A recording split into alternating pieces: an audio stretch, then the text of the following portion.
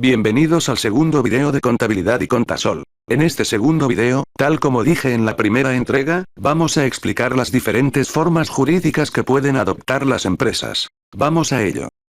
Clasificación de empresas según su forma jurídica. ¿Cómo decidir la forma jurídica más conveniente para mi futura empresa? Empresario individual o sociedad.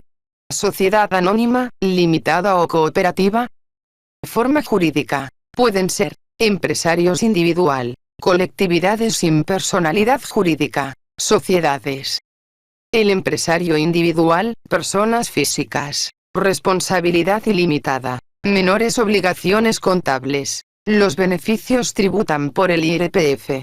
Si son elevados pueden estar sometidos a tipos impositivos elevados. La empresa no tiene personalidad propia. Sencillez en los trámites iniciales y en la gestión. No requiere capital mínimo legal. En cuanto al marco legal se rige por el Código de Comercio y por el Código Civil. Es una forma idónea para empresas de un tamaño pequeño. Las comunidades de bienes. Un bien o conjunto de bienes pertenecen a varias personas y deciden explotarlo para obtener un beneficio. No tiene personalidad propia. Responsabilidad ilimitada de los comuneros. El beneficio tributa por el IRPF. Se suele utilizar en pequeños negocios familiares. Sociedad civil. La sociedad civil es un contrato privado de colaboración entre dos o más personas que desean realizar conjuntamente una actividad con ánimo de lucro. Mínimo de 2 socios, estos deben estar como autónomos, salvo en casos excepcionales. La responsabilidad de los socios por deudas frente a terceros es personal e ilimitada, es decir, una vez liquidado el patrimonio de la sociedad, si no llega para cubrir las deudas, responden con sus bienes presentes y futuros. Y lo hacen de forma mancomunada ante todos los deudores que pueda haber. Hasta ahora la sociedad civil no tributa por el impuesto de sociedades, aunque con la entrada en vigor de la reforma fiscal, desde el 1 de enero de 2016, sí que tendrán que tributar por el impuesto de sociedades. La sociedad civil carece de personalidad jurídica propia. Se rige por el Código de Comercio en materia mercantil y por el Código Civil en cuanto a derechos y obligaciones. Las sociedades tienen personalidad propia, distinta de la de sus propietarios, y nacen cuando se constituyen ante notario y se inscriben en el registro mercantil. Las más importantes son las sociedades anónimas, sociedades limitadas y las cooperativas.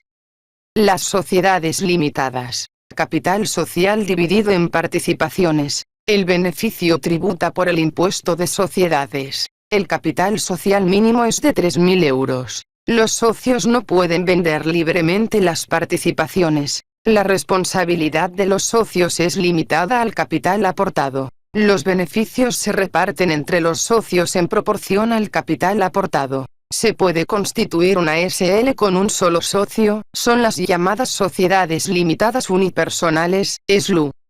Las sociedades anónimas. Capital social dividido en acciones. El beneficio tributa por el impuesto de sociedades. El capital social mínimo es de 60.000 euros. Los socios pueden vender libremente las acciones. La responsabilidad de los socios es limitada al capital aportado. El beneficio de la sociedad tributa por el impuesto de sociedades. Los beneficios se reparten entre los socios en proporción al capital aportado. Se puede constituir una sociedad anónima con un solo socio, son las llamadas sociedades anónimas unipersonales. Las grandes pueden cotizar en bolsa.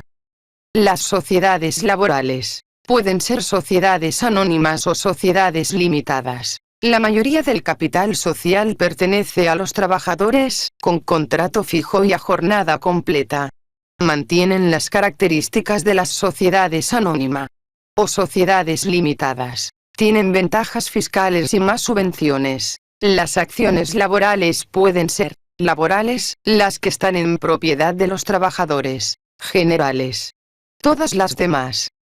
Las cooperativas. La finalidad es la defensa y satisfacción de los intereses de sus miembros. Los excedentes se reinvierten en la cooperativa y en formación de los cooperativistas. Un pequeño sobrante se puede distribuir, siempre en función al trabajo realizado, no en función al capital aportado. Gestión democrática. Un socio igual un voto. Principio de puertas abiertas. Cada comunidad autónoma tiene su propia regulación. Mínimo 3 socios y 3.005 euros de capital inicial. Numerosas ventajas fiscales y subvenciones. Para finalizar os dejo un cuadro resumen de todas las formas jurídicas. Espero que os haya gustado esta segunda entrega. Hasta la próxima.